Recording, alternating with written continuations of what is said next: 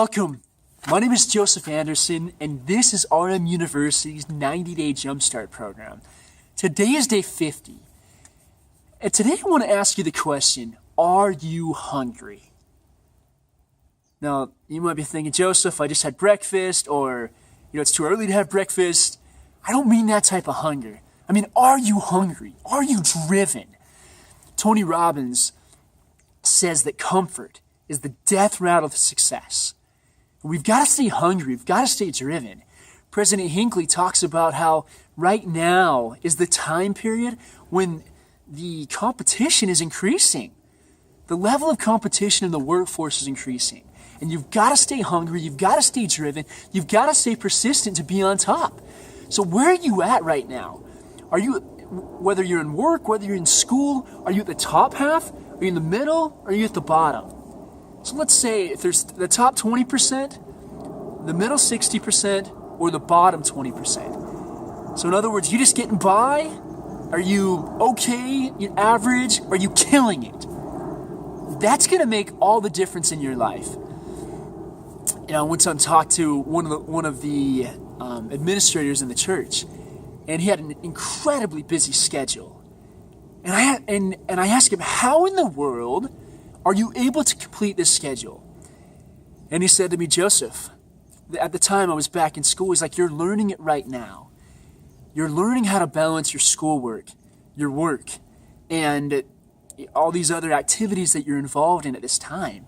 Right now is your time to be hungry. If you're not hungry in school, then you're sure as heck not going to be hungry in the workforce. Hunger is something that it is really consistent. It takes a little bit to get there.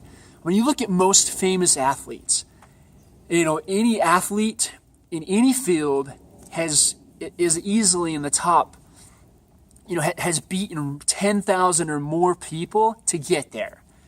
I mean, that level of drive, that level of hunger, those are excellent models to learn from.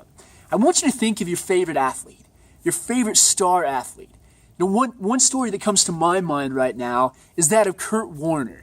If you guys haven't heard Kurt Warner's story, it's amazing. I'm going to sum a little bit of it up for you right now. Well, Kurt Warner, he went to a school, Northern Iowa, and after that, he was pretty much just he was a bag boy. And on the romance front, you got to stay hungry in that relation too. A lot of those amazing knockout, drop-dead girls are not just going to come to you. You got to stay hungry, and you got to be willing to take no, and you also got to be willing to take some rejection and keep moving forward to some point. But so Kurt Warner saw this amazingly attractive girl, and he really wanted to get to know her.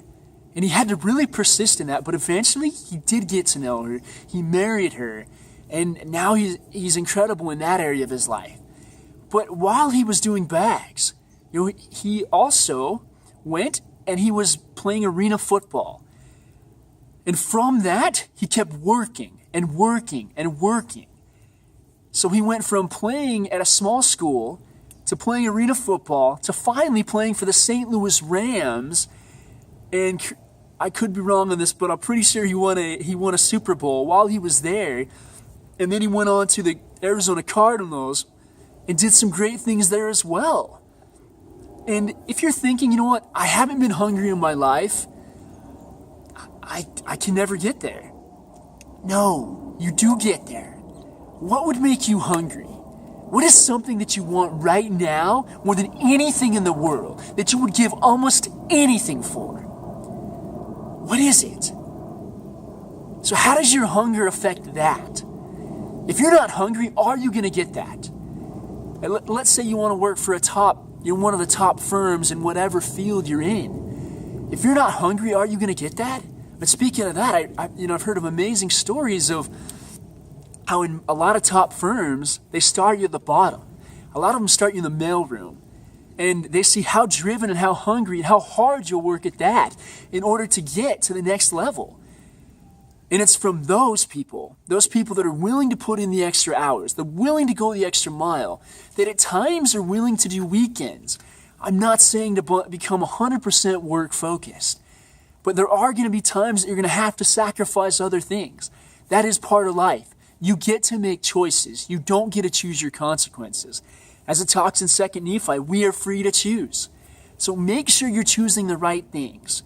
But I want to ask you today, what is it that you can do? What's one simple action that would help you be more driven, more hungry, and to go the extra mile? So write that down, even if it just takes a few minutes to get done, and do it. Once again, my name is Joseph Anderson. This is RM University. Have an awesome day.